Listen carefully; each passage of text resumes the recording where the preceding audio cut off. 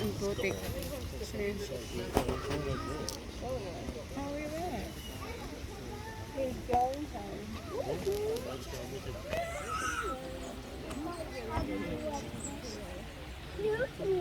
Magala ng baboy man. Oo.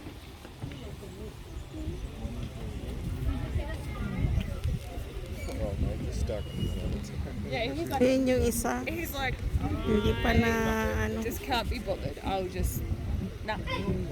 He hasn't, oh, there he is over there. Just come on. Ayan na, ayan na. Dito tayo. Aahon sila.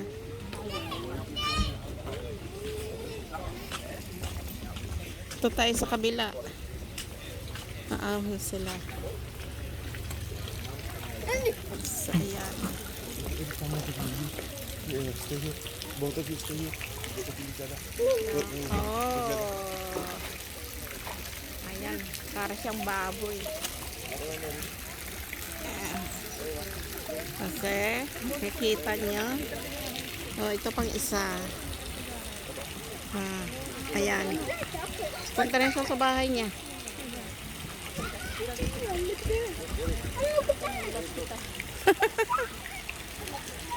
Nakakuha din ako kahit lobat na ako. Kahit papano. Yan, nagdilim na yung cellphone ko. Maano na yan, ahon yan, maahon. Dandahan. Sige. No land rover for you.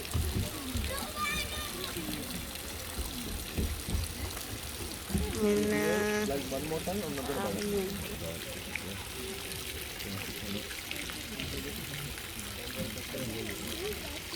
Nasaan ka na? Maahon ito. Narinig natin.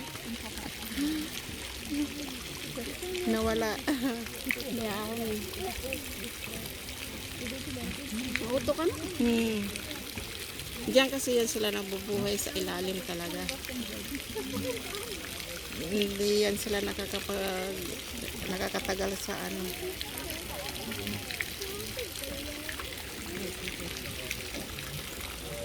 Here. Where are you? Bebo? Where are you? Hello? Dugani. Ito sa nakaon nagihap. Wala siyang pakialam.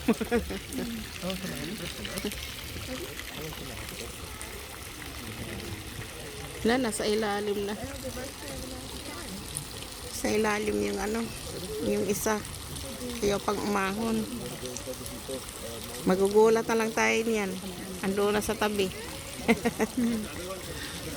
Sabi na sa mabalik ma. Mabalik kami.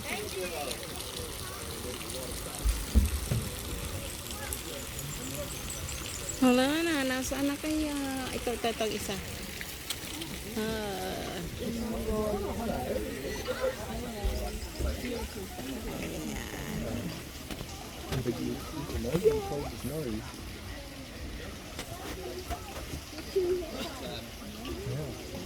Lumber Safarians, you are all good to keep staying here. Any other general visitors? The zoo is closing in 6 minutes. Ayun, sabi sa'yo eh. Anyone, Kaya tawag niya no sa Nagaantay tayo na tinawag umahon niya, sabi doon. niya, halika na. Closing time na. girl has entered the water. Oh, Oldest yan. sister has gone out behind. Ayun na, be. Now I know we've got a couple of kids here today, and I, you know, Ayan na, oh. had annoying things when they were young. But I don't know if this is true for everyone, but we've got the little girl here, Lotus. She is Mum's favourite. Mum's not supposed to have favourite, are they? But Mum has a favourite. I'm just going to have that happen. And the little girl can get away with everything. I say little girl, she's 2.5 tons or 2.3 tons, and she's 16 years old. And she likes to just slightly annoy her older sister. Her older sister's from 21, and they're thinking about what she wants to do with her life. And her little sister is teaching her manner. Not doing anything too much, but eventually it builds up, and Tulip will respond, retaliate, and as soon as she does that, Mum comes over and the oldest daughter gets in trouble. So little daughter, little sister.